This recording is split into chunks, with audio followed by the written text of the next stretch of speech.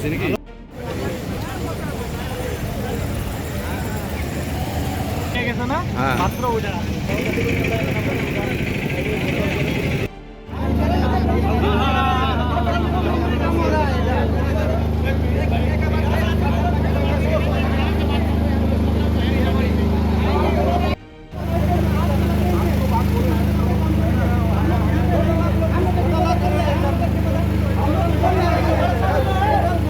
আমার এই শ্রীরামপুর মেন বাজারের মজিয়াত মানে আমি ইয়াত যে কাম চলি আছে মানে আজি বহু দিনৰে পৰা কাম মানে পুৰা হেমাহিভাৱে কাম কৰি আছে মানে কাম এটাও মানে চিষ্টেমত কাম হোৱা নাই।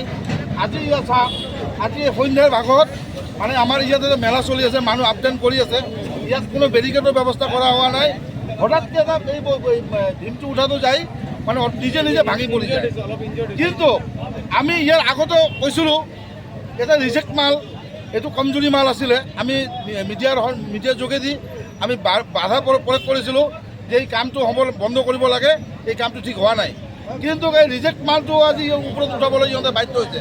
আমাক কি আশ্বাস দিছে যে এই মালটো গুৱাহাটীৰ পৰা ইঞ্জিনিয়াৰ আহি এইটো পৰীক্ষা নিৰীক্ষা কৰিছে, এইটো কোনো প্ৰব্লেম নাই।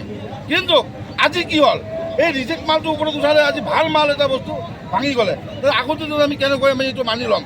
আমি এই জন্য আমাৰ অসমৰ মুখ্যমন্ত্ৰীক আমি অনুৰোধ কৰি কৈছোঁ, আমাৰ DC মহোদয়ক কৈছোঁ এই কামটো অতি পলমে বন্ধ হ'ব লাগে, এইটো ভেৰিফাই হোৱাৰ পিছত কামটো ষ্টাৰ্ট কৰিব লাগে। নহ'লে আমি ৰাইজে আমি এই কাম কৰিব নিদিম। আমাৰ খাটাং কথা, এই কামটো জাজ হ'ব লাগিব, তাৰপিছত এই কামটো সম্পূৰ্ণ কৰিব লাগিব। তাৰ আগত আমি কাম হ'ব নিদিওঁ, স্পষ্ট কথা। আমাৰ ব্যৱস্থা নাই ইয়াত, কোনো এটা প্ৰটেকশ্যনৰ ব্যৱস্থা নাই। আপোনালোকে চাব, এই যেতিয়া ঘটনাটো ঘটি গ'লে তাৰপিছত সিহঁতে বেৰিকেডৰ ব্যৱস্থা কৰিছে, আগত কিয় কৰা নাই? ইহঁতে কাম কৰি আছে, বাৰে বাৰে দাবী কৰি আছোঁ যে আপোনালোকে ছেফটিভাৱে কামবিলাক কৰিব লাগে। সিহঁতে কোনো ছেফটি নাই, সিহঁতে বাৰে বাৰে কৈছে কৈ টেনশ্যন নাই, কাম হৈ যায়গা।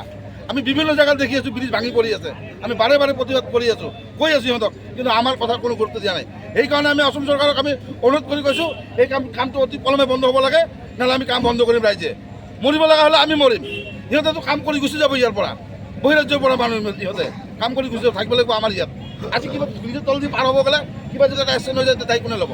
আমি সেইবাবে DC মহোদয় আৰু আমাৰ অসমৰ মুখ্যমন্ত্ৰী ছাৰক আমি অনুৰোধ কৰি কৈছোঁ এই কামটো বন্ধ হ'ব লাগে, জাজ হোৱাৰ পিছত এই কামটো কৰিলে হ'ল। আমাৰ এইটোৱেই দাবী।